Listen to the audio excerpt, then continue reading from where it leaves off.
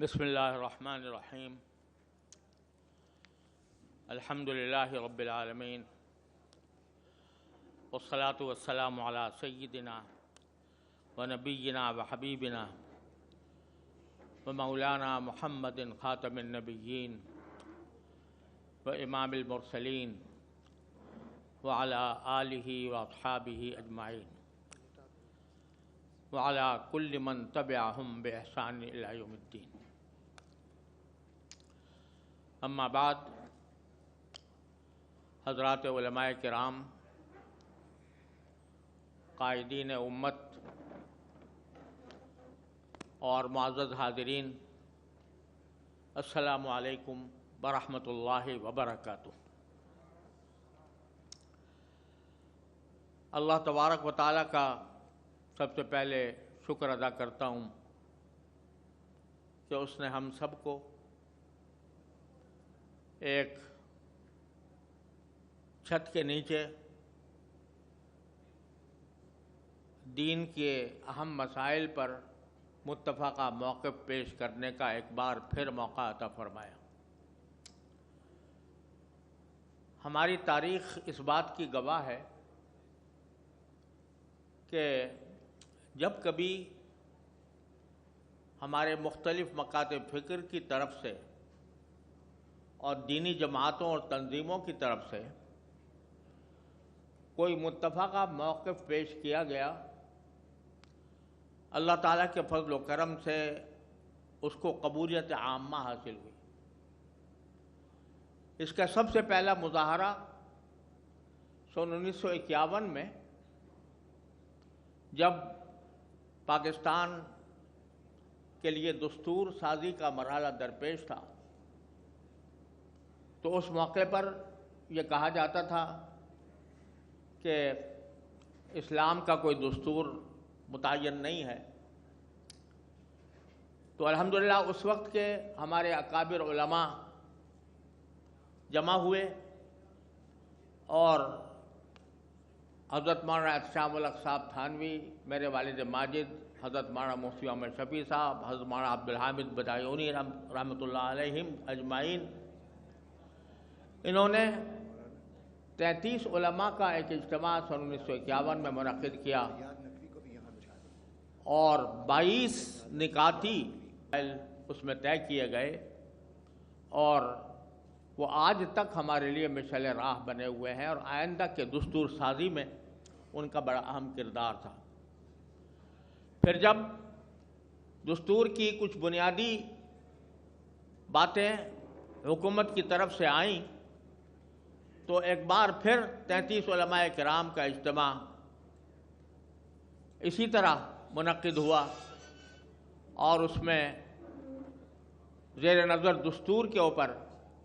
تبصرہ پیش کیا گیا، متفقہ تبصرہ پیش کیا گیا۔ اللہ نے اس کو بھی قبولیت عطا فرمائی، اور سن 1954 کے دستور میں وہ علماء کرام کی سفارشات کو شامل کیا گیا۔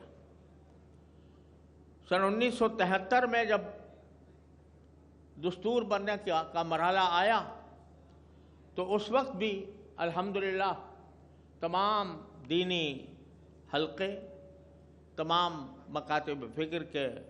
حضرات علماء اور دینی تنظیمیں، حضرت مولانا مفتی محمود صاحب رحمۃ اللہ علیہ، حضرت مولانا شاہ احمد نورانی صاحب رحمۃ اللہ علیہ، اور دوسرے علماء کرام نے متفقہ طور پر دستور کے بارے میں ایک موقف اختیار کیا، اور اس کے نتیجے میں سن 1973 کا دستور منظور ہوا۔ بہرحال ضرورت اس بات کی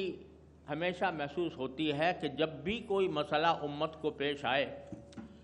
تو اگر تمام مکاتب فکر اور دینی تنظیمیں متفق ہو کر اس کے بارے میں کوئی موقف پیش کریں تو امت کو بھی یہ اطمینان حاصل ہوتا ہے، قوم کو بھی اطمینان حاصل ہوتا ہے کہ ہمارے رہنما الحمدللہ ایک موقف پر متفق ہیں۔ اور یہ ایک حقیقت ہے کہ ہزار اختلافات کا ڈھنڈورا پیٹا جائے، لیکن جو ملک کے بنیادی معاشی اور معاشرتی اور دینی مسائل ہیں، ان میں الحمدللہ تمام مکاتب فکر میں سے کسی کا اختلاف نہیں ہے۔ اسی کے لیے آج کا یہ اجتماع ان چند مسائل سے متعلق غور و فکر اور اس کے بارے میں متحدہ موقف اختیار کرنے کے لیے آپ حضرات کو اس میں زحمت دی گئی ہے۔ اس میں اس وقت ہمارے سامنے کچھ مسائل تو ہم نے دعوت نامے میں ایجنڈے کے طور پر ذکر کر دیے تھے، لیکن جیسا اس میں بھی کہا گیا تھا کہ باہمی مشورے سے اس میں کچھ اضافہ ہو سکتا ہے، تو ایک بات جو سب کے نزدیک متفق علیہ ہے، جس میں کسی کا اختلاف بظاہر نہیں ہے، کہ 1973 کے آئین میں اسلام کو سرکاری مذہب قرار دیا گیا، اور ساتھ ہی اس کی دفعہ 227 میں یہ قرار دیا گیا کہ ملک میں تمام قوانین کو اسلام کے سانچے میں ڈھالا جائے گا اور کوئی قانون قرآن و سنت کے خلاف نہیں بنایا جائے گا۔ اس غرض کے لیے اسلامی نظریاتی کونسل کی تشکیل کی گئی، اور وہ سال سے محنت کرنے کے بعد اس کی سفارشات قوانین کی تبدیلی کے سلسلے میں الماریوں میں پڑی ہوئی ہیں، اور دستور کے مطابق ان کو پارلیمنٹ میں پیش ہونا تھا، وہ پیش نہیں ہوئی۔ تو ایک تجویز یہ ہے کہ ہمارے اس اجتماع سے اس بات کا مطالبہ کیا جائے کہ ان سفارشات کو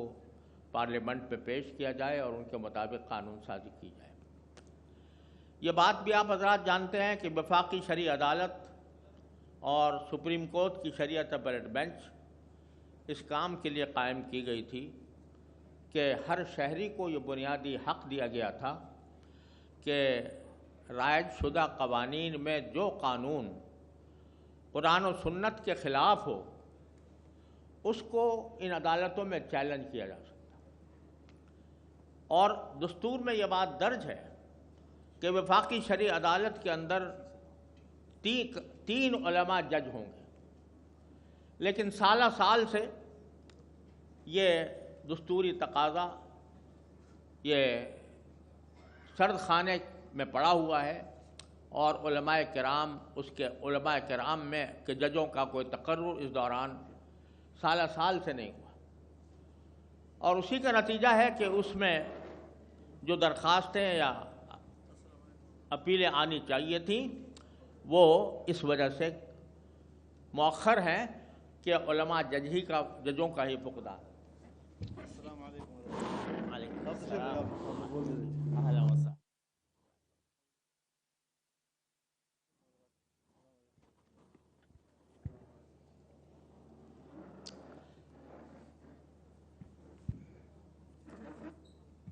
اس کے نتیجے میں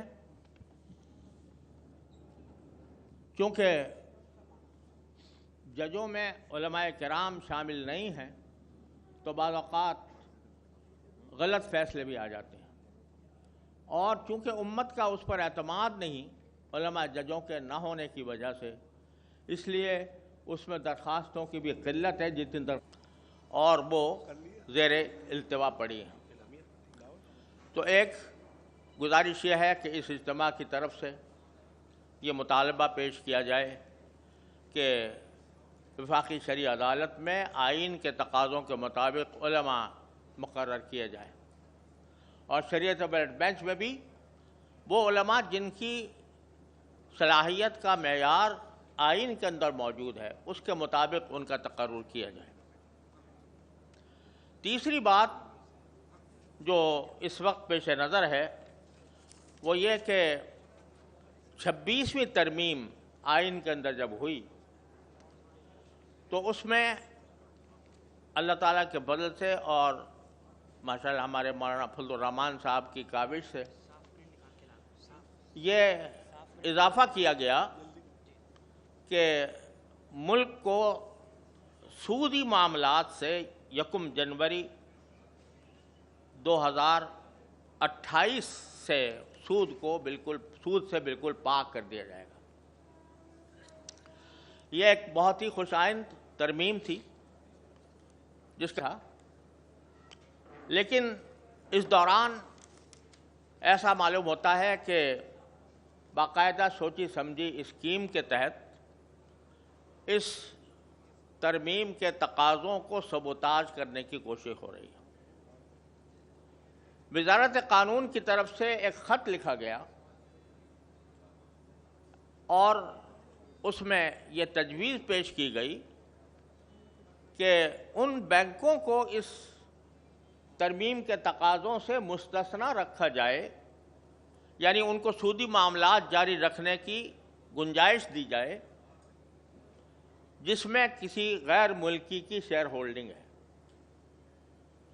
اس وقت صورتحال یہ ہے کہ بڑے بڑے بینک،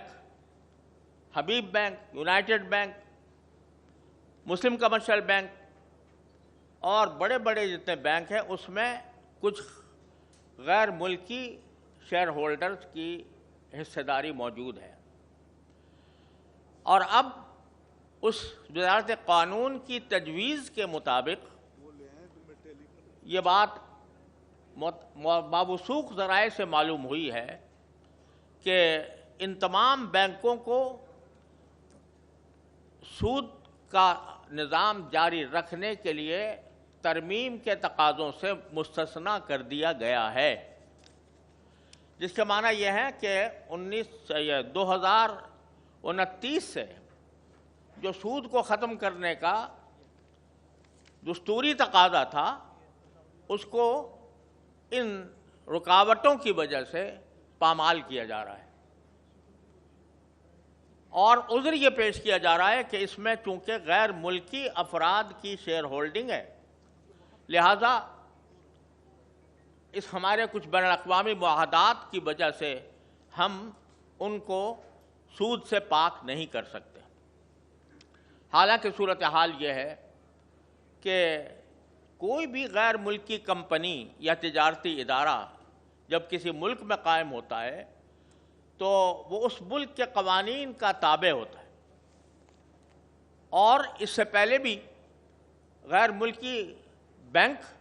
وہ غیر سودی بینکاری کرتے رہے ہیں۔ اور دوسری بات یہ ہے، یہ ایک قانون کی مسلم حقیقت ہے جس پر سپریم کورٹ کے فیصلے موجود ہیں کہ جو بین الاقوامی معاہدات ہیں وہ جب تک پارلیمنٹ پہ پیش ہو کر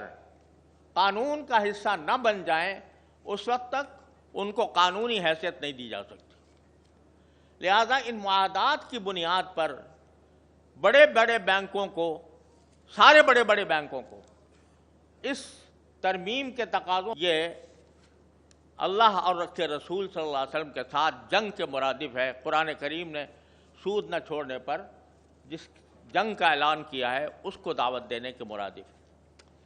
اس پر بھی آپ حضرات کو غور کرنا ہے، اس کے بارے میں کوئی مطالبہ پیش کرنا ہے۔ تیسری بات یہ کہ ابھی حال میں آئین میں 17ویں ترمیم کی گئی ہے، 27ویں ترمیم کی گئی ہے۔ اس ترمیم میں بہت سے امور متنازع ہیں، اور اس میں واقعہ یہ ہے کہ عدلیہ کی آزادی کے اوپر بھی اس سے قدغن عائد ہوتی ہے، لیکن جو سب سے زیادہ قرآن و سنت سے متصادم بات اس 27ویں ترمیم میں آئی ہے وہ یہ کہ صدر مملکت اور جو فوج کے جو اعزازی عہدے ہیں، فیلڈ مارشل، اور جو 2 نئے عہدے پیدا کیے گئے ہیں، وہ ہر قسم کی تعزیری قانون کے تحت، کسی بھی فوجداری قانون کے تحت ان کو تا حیات ان پر کوئی مقدمہ نہیں قائم ہو سکتا، اور نہ ان کے اوپر کوئی کارروائی ہو سکتی ہے۔ یہ ایک ایسا اقدام ہے جس کی کوئی نظیر کم از کم میرے علم میں دساتیر عالم میں نہیں ہے۔ ہوتا یہ ہے کہ جو صدر مملکت کو تحفظ دیا گیا ہمارے سن 1973 کے آئین میں، وہ بھی ہمارے نظر میں قابل اعتراض تھا، اور ہمارا اعتراض قابل اعتراض ریکارڈ پر ہے۔ لیکن اس میں بھی یہ ہوتا تھا کہ اگر صدارت کے دوران کوئی تعزیری مقدمہ جاری ہو